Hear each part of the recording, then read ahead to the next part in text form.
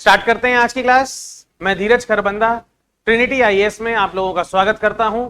आज की क्लास में हम पीवाईक्यू क्वेश्चंस करने वाले हैं और आज की क्लास का हमारा टॉपिक रहेगा फाइनेंशियल मार्केट। बच्चों, अगर हम रियल लाइफ की बात करें, आज के दिन की बात करें, तो कोई भी पर्सन ऐसा नहीं है जो कि स्टॉक मार्केट में इन्वेस्ट ना करता हो।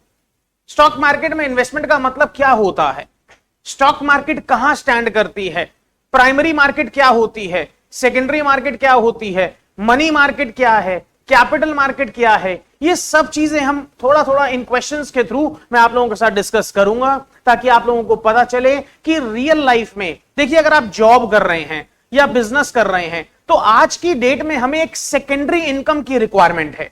सेकेंडरी इनकम का मतलब क्या होता है, do not put all your eggs in the same basket. मैंने क्या बोला है कि अगर आपको अपना एक पोर्टफोलियो बनाना है, पोर्टफोलियो से मतलब क्या होता है, मान लीजिए आपके पास 100 रुपीज हैं और आप उसे इन्वेस्ट करना चाहते हैं, तो आप कहां कहां इन्वेस्ट करेंगे? क्या आप सारा का सारा 100 रुपया एक पर्टिकुलर सेक्टर में डाल देंगे? क्या आप पूरे पैसों से प्रॉपर्टी ले लेंगे या ज्वेलरी ले लेंगे या स्टॉक मार्केट में लगा देंगे? ऐसा नहीं है। हमें अपने सारे पैसों की प्लानिंग करनी है, हमें पोर्टफोलियो मैनेज करना है। पोर्टफोलियो का मतलब क्या होता है, इन्वेस्टमेंट इन डिफरेंट सेक्टर्स। हमें अपने पोर्टफोलियो को वाइड करना है। आज अगर आप 100 रुपए इन्वेस्ट कर रहे हैं, कल को आप 1000 करेंगे, देन आप लाख करेंगे, देन आप करोड़ में इन्वेस्टमेंट करेंगे। तो सोचिए, अगर आप एक जगह पर पैसा डाल देते हैं और वो सेक्टर अगर मार्केट में डूब जाता है या उस सेक्टर में रिसेशन या डिप्रेशन आ जाता है तो आपका पैसा डूबने का चांस बढ़ जाएगा। और यही आपने मल्टीपल सेक्टर्स में पैसा लगाया होगा, मल्टीपल ऑप्शंस में पैसा लगाया होगा, तो ऐसा नहीं होता है कि एक साथ सभी सेक्टर्स डूब जाएं। अगर स्टॉक मार्केट थोड़ा सा डाउन जा रही है तो हो सकता है गोल्ड आपका पीक पर जाए, हो सकता है प्रॉपर्टी आपकी पीक पर जाए। तो अगर आपने अपने बास्केट को अच्छे से मैनेज किया है, अच्छे से अपने पोर्टफोलियो को मैनेज किया है, तो आपकी रिटर्न निश्चित है। देखिए, return is the reward for risk. अगर आप रिस्क नहीं लेंगे तो रिटर्न नहीं मिलेगी। आज आप लोग अगर यूपीएससी की तैयारी कर रहे हैं तो आप क्या रिस्क ले रहे हैं? आप अपनी लाइफ, अपने यूजफुल ईयर्स, अपनी नॉलेज और जो साथ में आप कर सकते थे और आप नहीं कर रहे हैं, जो आप सैक्रिफाइस कर रहे हैं, जो आपकी अपॉर्चुनिटी कॉस्ट है, वो भी आपको देखनी होगी। तो यहां पर हमारा मेन मोटिव क्या है, मेन कंसर्न क्या है कि आपका टाइम, और आज के टाइम में टाइम से बढ़कर कुछ भी नहीं है। तो टाइम मैनेजमेंट भी आपको करनी है, पोर्टफोलियो मैनेजमेंट भी आपको करनी है और मार्केट की नॉलेज भी आपको लेकर चलनी है। मैंने स्टार्ट किया था कि हमें सारा पैसा एक जगह नहीं लगाना है, डिफरेंट सेक्टर्स में लगाना है। तो ये सेक्टर्स में अगर हम बात करें, फाइनेंशियल मार्केट की अगर हम बात करें, तो फाइनेंशियल मार्केट में बच्चों हमारे पास दो टाइप्स की मार्केट होती है। आइए जरा देखते हैं एक बारी।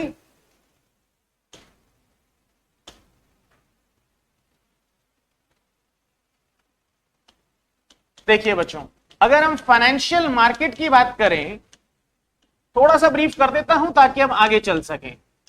फाइनेंशियल मार्केट में बच्चों हमारे पास दो मार्केट्स हैं, एक है मनी मार्केट और एक है हमारे पास कैपिटल मार्केट।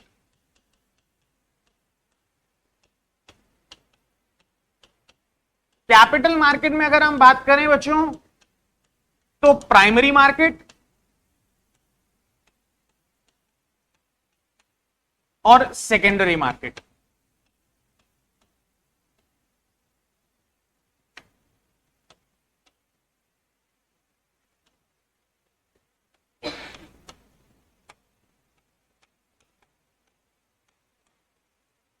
मनी मार्केट में बच्चों शॉर्ट टर्म सिक्योरिटीज ट्रेड होती हैं। शॉर्ट टर्म, अगर एग्जांपल की बात करें, call money, treasury bill, certificate of deposit, commercial bill etcetera.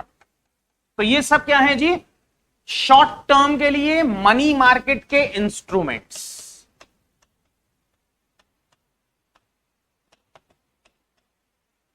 Capital market अपने आप में लॉन्ग टर्म की बात करती है। लॉन्ग टर्म में अगर किसी को भी फंड्स रेज करने हैं, फंड्स रेस करने का क्या मतलब है बच्चों, गवर्नमेंट हो चाहे प्राइवेट सेक्टर हो, पैसा सबको चाहिए और पैसे से ही पैसा कमाया जाता है। बिना पैसों के आप बिजनेस नहीं कर सकते हैं। या तो आप ओनर्स फंड लगाएंगे, अपना पैसा लगाएंगे, या फिर आप उधार का पैसा लगाएंगे। बिना पैसों के कोई बिजनेस नहीं होता है। अगर आप सोच रहे हैं आप कर सकते हैं तो ऐसा नहीं होने वाला है। बिजनेस में आपको सबसे पहली बात, कोई स्पेशलाइज्ड डिग्री की रिक्वायरमेंट नहीं है।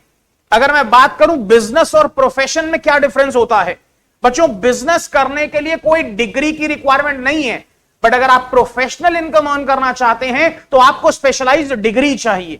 डॉक्टर है, सीए है, सीएस है, लॉयर्स हैं, इन सबके पास एक प्रोफेशनल स्पेशलाइज्ड डिग्री है। बट अगर मुझे बिजनेस रन करना है, मुझे कोई दुकान खोलनी है, कोई शोरूम बनाना है, या कोई भी ट्रेड करना है या मैन्युफैक्चरिंग करनी है, तो यहां पर मुझे कोई भी स्पेशलाइज्ड डिग्री की रिक्वायरमेंट नहीं है। तो हर केस में फंड्स की रिक्वायरमेंट रहती है। तो फंड्स के लिए हम कहां जाते हैं, हम फाइनेंशियल मार्केट में जाते हैं, और फाइनेंशियल मार्केट में जाने के बाद हम देखते हैं कि हमारी जो रिक्वायरमेंट है वो शॉर्ट टर्म रिक्वायरमेंट है या लॉन्ग टर्म रिक्वायरमेंट है। बात समझ में आती है? यहां पर समझते हैं। देखिए बच्चों, प्राइमरी मार्केट में क्या होता है, प्राइमरी मार्केट एक न्यू इश्यू मार्केट है। यहां पर आईपीओ आता है, इनिशियल पब्लिक ऑफर।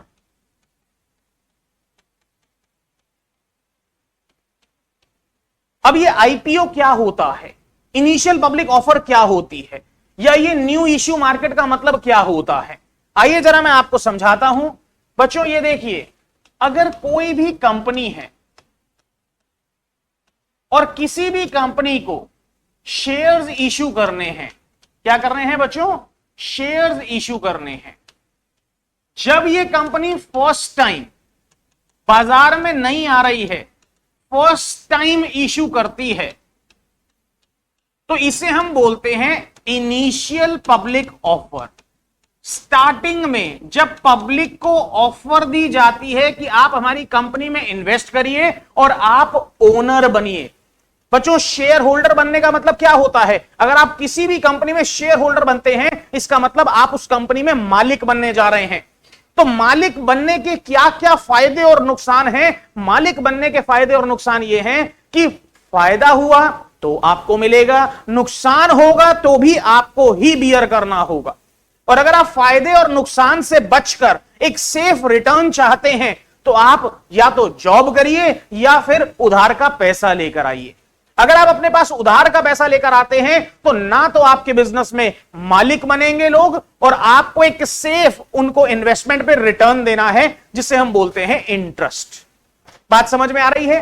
तो जब कंपनी फर्स्ट टाइम इशू करती है अपने शेयर्स, क्या बोला मैंने बच्चों, जब कंपनी फर्स्ट टाइम इशू करती है अपने शेयर्स, उसे हम बोलते हैं जब कंपनी फर्स्ट टाइम इशू करती है तो उसे हम बोलते हैं इनिशियल पब्लिक ऑफर।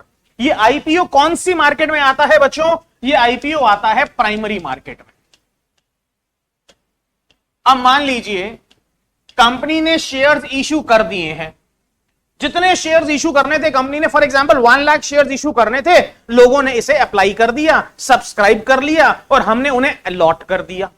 ये मैंने क्या बोला है, सबसे पहले जब भी कंपनी आईपीओ लेकर आती है तो जो भी इन्वेस्टर्स हैं, जो भी कंपनी में मालिक बनना चाहते हैं, जिसे विश्वास है कि हम उस कंपनी के साथ जुड़ना चाह रहे हैं जो कंपनी आने वाले कल में बढ़ने वाली है, वही तो पार्टिसिपेट करेंगे किसी भी कंपनी के आईपीओ में।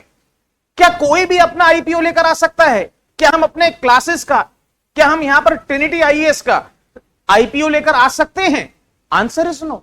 बहुत सारे फैक्टर्स हैं, बहुत सारी फाइनेंशियल रिक्वायरमेंट्स हैं, बहुत सारी चीजें हैं, और हमारा एक ट्रैक रिकॉर्ड है। सबसे पहली बात, कंपनी का स्टेटस होना चाहिए, इंडिविजुअल का स्टेटस नहीं होना चाहिए, और कंपनी भी प्राइवेट लिमिटेड से अब लिस्टेड कंपनी बनने जा रही है। लिस्टेड का मतलब क्या है जी, अब वो स्टॉक एक्सचेंज पर लिस्ट होने जा रही है, अब वो पब्लिक से पैसा लेने जा रही है। तो यहां पर बहुत सारी चीजों को हमें कंसीडर करना होगा। तो यहां पर जो मैं आपके सामने बात रख रहा हूं वो ये है कि प्राइमरी मार्केट में कंपनीज लेकर आती हैं फर्स्ट हैंड सिक्योरिटीज। क्या बोला मैंने बच्चों?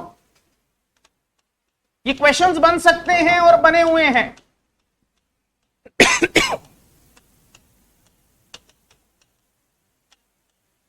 इस बोर्ड से 4 क्वेश्चंस बन रहे हैं, तो कोई मुझे बताएगा कि हमारे पास फाइनेंशियल मार्केट में 2 टाइप्स की मार्केट है। एक थी हमारी मनी मार्केट, शॉर्ट टर्म बात करें तो, और अगर हम बात करें कैपिटल मार्केट की, तो यहां पर हमारे पास 2 टाइप्स की मार्केट है।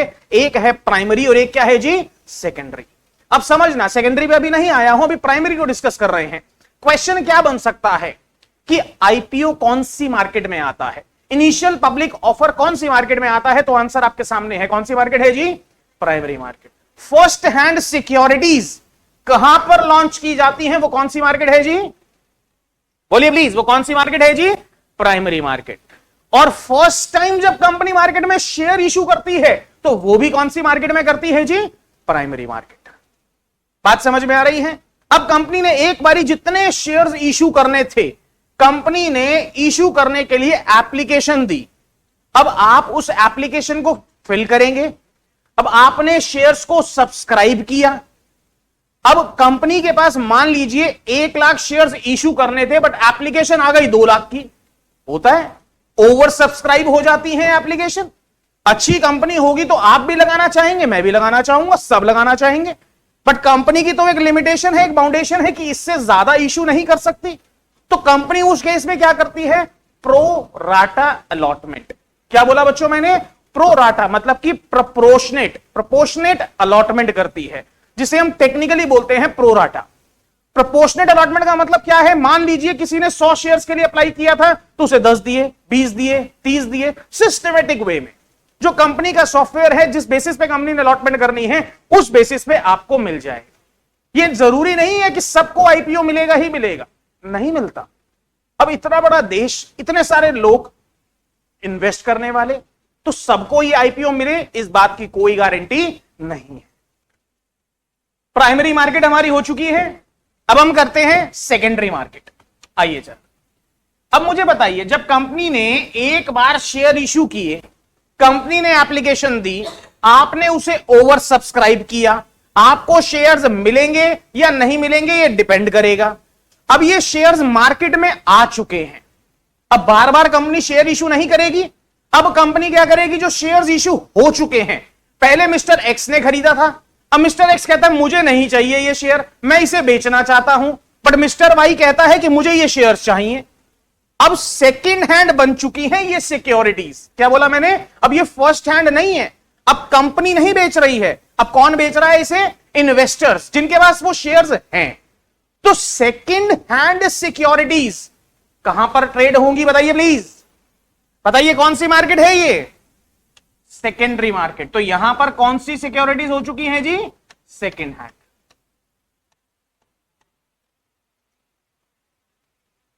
Second hand securities.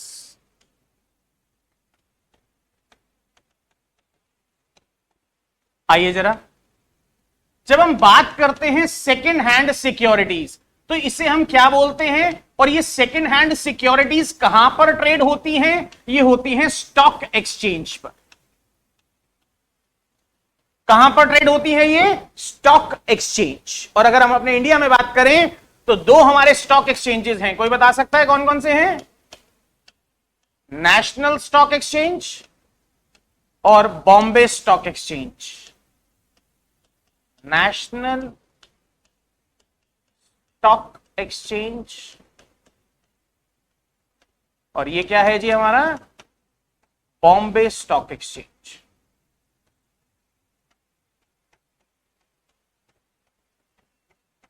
ये जो बेसिक नॉलेज आपको दी जा रही है, आपके क्वेश्चंस ही सॉल्व होंगे यहां से। ये कॉन्सेप्ट्स आपको दिए जा रहे हैं, जब आप करेंगे तो आपको क्वेश्चंस करने में बहुत मदद मिलेगी। वहां पर हमें कॉन्सेप्ट्स को डिस्कस नहीं करना पड़ेगा।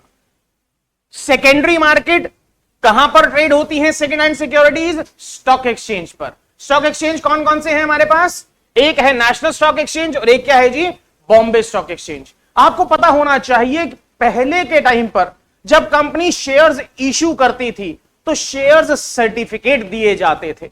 क्या दिए जाते थे बच्चों, shares certificate, physical form, hard copy, एक पेपर की फॉर्म में आपको शेयर सर्टिफिकेट दिया जाता था। और ये बहुत से लोग हैं हमारे भी सीनियर्स हैं, हमारे पेरेंट्स हैं जो इस मार्केट में ट्रेड करते हैं, चाहे आपके फैमिली मेंबर्स हो, आप भी उनसे पूछ सकते हैं। पहले के टाइम पर शेयर्स जो होते थे बच्चों, वो फिजिकल फॉर्म में होते थे, वो सर्टिफिकेट की फॉर्म में होते थे। बात समझ में आ रही है? बट धीरे धीरे जब चीजें इलेक्ट्रॉनिक होने लगी, और सोचिए फिजिकल चीजों को संभालना कितना मुश्किल है, संभाल दिया तो ढूंढना कितना मुश्किल है। बात समझ में आ रही है क्या कहना चाहता हूं? आज आप अगर सिस्टम यूज करते हैं और सिस्टम पर कुछ भी चीज आपने ढूंढनी है तो कंट्रोल F लगाया और उसे आपने विद इन अ सेकेंड ढूंढ लिया। और कितनी आपके पास ऑप्शंस हैं। अगर आप MS ऑफिस यूज करते हैं, उसमें एक्सेल होता है, जो सॉफ्टवेयर्स हैं आज के प्रेजेंट सिनेरियो में आपको कितना बेनिफिट देते हैं, टाइम सेव करते हैं, एनर्जी सेव करते हैं, दोनों चीजें सेव होती हैं तो आउटपुट डबल होता है और आउटपुट से रिटर्न अच्छी आती है। तो हर सेक्टर में हर पर्सन को, हर कंपनी को अपना आउटपुट बढ़ाना है, उससे उनकी रिटर्न बढ़ेगी। बात समझ में आ रही है? कहां ले जाना चाह रहा हूं? यहां पर समझिए क्या कह रहा हूं मैं। National stock exchange, Bombay stock exchange, ये जो शेयर्स पहले देते थे ये फिजिकल फॉर्म में देते थे, फिर धीरे धीरे चीजें इलेक्ट्रॉनिक होने लगी। तो अब एक डिपॉजिटरी सिक्योरिटीज लिमिटेड, अगर हम बात करें बच्चों NSDL और CDSL, national securities depository limited और central depository securities limited, NSDL और CSTL या CDSL बात करें तो हम यहां पर समझिए मैं क्या कहना चाहता हूं। इन दोनों का क्या काम है, इन दोनों की फॉर्मेशन क्यों हुई। अब ये इलेक्ट्रॉनिक जो प्लेटफॉर्म प्रोवाइड हुआ है, कंपनी ने शेयर्स को बेचना है, लोगों ने उसे खरीदना है, चाहे IPO हो, चाहे सिक्योरिटी मार्केट हो, जिसे आप सेकेंडरी मार्केट बोल रहे हैं, दोनों ही अब इलेक्ट्रॉनिक प्लेटफॉर्म पर आ चुकी है। अगर मैं बात करूं तो मैं भी एक इन्वेस्टर हूं, मैं भी इन्वेस्ट करता हूं, मेरे पास भी एक ऐप है, एप्लीकेशन है जिसके थ्रू मैं इन्वेस्टमेंट करता हूं। अब IPO मतलब प्राइमरी मार्केट में इन्वेस्टमेंट भी वहीं से कर सकते हैं, इवन मनी मार्केट में इन्वेस्टमेंट भी वहीं से कर सकते हैं। यह भी ध्यान रखना मेरी बात, मनी मार्केट में इन्वेस्टमेंट भी वहीं से होती है। यह भी आपका क्वेश्चन बन चुका है, क्या कोई इंडिविजुअल ट्रेजरी बिल्स परचेज कर सकता है? यह भी आपका क्वेश्चन एग्जाम में पूछा हुआ क्वेश्चन है। बिल्कुल कर सकते हैं, अभी बताऊंगा वो सब चीजें क्या होती हैं। बट यहां पर समझिए जो समझाना चाह रहा हूं, मेरा कहने का पॉइंट यह है कि जो इलेक्ट्रॉनिक प्लेटफॉर्म है, जो इलेक्ट्रॉनिक सर्विस है, ये कौन प्रोवाइड कर रहा है। अब सोचिए, अभी तक आप बैंक जाते हैं, अपना पैसा जमा कराते हैं और आपकी पासबुक में एंट्री हो जाती है कि आपके अकाउंट में फॉर एग्जांपल 5 लाख रुपीस है। अब आपके पास फिजिकल नोट्स नहीं है, जो नोट के बंडल हम पहले घर में रखते थे वो हमारे पास नहीं है, क्योंकि हमने उस पैसे को कहां जमा कराया है जी? हमने उसे बैंक में जमा करा दिया। बैंक के पास भी फिजिकल फॉर्म में उतना कैश नहीं है जितना उनकी बुक्स में नजर आ रहा है। अब मान लीजिए एक बैंक में 1 लाख कस्टमर हैं, सबके अकाउंट में 5-5 लाख रुपए हैं, तो क्या इतने 1000 करोड़ रुपए क्या बैंक अपने पास फिजिकल फॉर्म में रखता है? Answer is no. तो ये सब चीजें डिजिटलाइज्ड हैं। अब डिजिटलाइज्ड हैं तो हमारी सिक्योरिटीज भी डिजिटल हो चुकी हैं। अब सिक्योरिटीज, शेयर्स, डिबेंचर्स, बॉन्ड्स भी डिजिटल फॉर्म में सेफ, सिक्योर किए जाते हैं। ये कहां सेव हो रहे हैं, कौन इसको मैनेज कर रहा है, कौन इसके डिपॉजिटरी है, जहां पर ये सिक्योरिटीज सेव हो रही हैं? तो हमारे पास दो हैं, एक है NSDL और दूसरा क्या है जी? CDSL। बात समझ में आ रही है? NSDL और दूसरा क्या है हमारे पास? CDSL। क्लियर इतनी सी बात? अब मान लीजिए मुझे स्टॉक एक्सचेंज पर शेयर्स परचेज करने हैं, बेचने वाला कौन है, खरीदने वाला कौन है, ये किसी को नहीं पता। ये सेलिंग और बाइंग हम कहां से कर रहे हैं, किसके थ्रू कर रहे हैं? हम डिपॉजिटरी सिक्योरिटीज लिमिटेड से कर रहे हैं, और इनके भी डिपॉजिटरी पार्टिसिपेंट्स होते हैं। इनके भी क्या होते हैं जी? Depository participants.